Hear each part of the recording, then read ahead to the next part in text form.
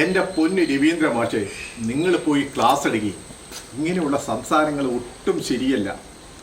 അതെ, ശരിയല്ലാത്തോണ്ടല്ലേ പറഞ്ഞത്. ആ ടീച്ചറിൻ്റെ ചുണ്ട് ചുവന്നിരിക്കുന്നു, സാരി വളരെ മനോഹരമാണ്. ഇങ്ങനെയൊക്കെ പറഞ്ഞു കഴിഞ്ഞാൽ ഇവരെന്ത് ചെയ്യും?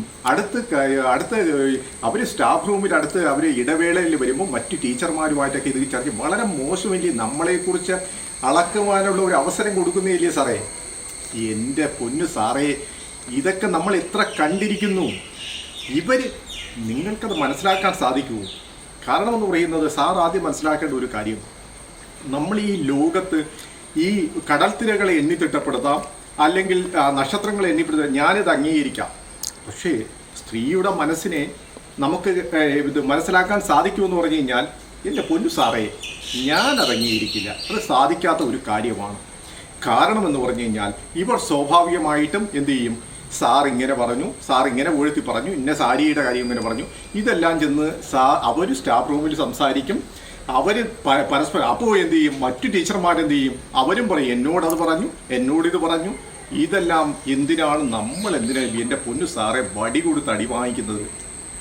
നമ്മൾ അധ്യാപകരുടെ ഒരു കാര്യമുണ്ട്. സാർ ഈ ശ്രദ്ധ സാർ ആ കുട്ടികളെ പഠിപ്പിക്കുന്നതിൽ കാണിച്ചിരുന്നെങ്കിൽ നമ്മുടെ കുട്ടികളെല്ലാം റാങ്ക് എടുക്കുമായിരുന്നു. ഉള്ളത് എന്നെ സാറേ, നമ്മൾ ഉള്ളത് പറയുമ്പോൾ ചിലവർക്ക് ഇഷ്ടപ്പെടില്ല സാറേ. അത് നമ്മുടെ ഒരു യാഥാർത്ഥ്യങ്ങളുടെ മുഖം വൈകൃതമാണ് സാറേ. അതുകൊണ്ട് സാർ ഒരു കാര്യം ചെയ്യണം.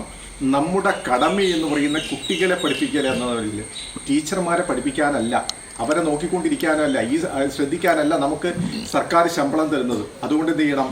നമ്മുടെ ജോലി നോക്കുക. ഓ സാറ്, അതേ, ഞാൻ പറയുമ്പോൾ സാറിന് ഇഷ്ടക്കേട് സ്വാഭാവികമായും സത്യങ്ങൾ പറയുമ്പോൾ അത് ഇഷ്ടക്കേട് സ്വാഭാവികമായിട്ട് തോന്നും. അപ്പോൾ ആ ഇഷ്ടക്കേട് തോന്നിയെന്ന് പറഞ്ഞുകൊണ്ട് ഒന്നുമില്ല.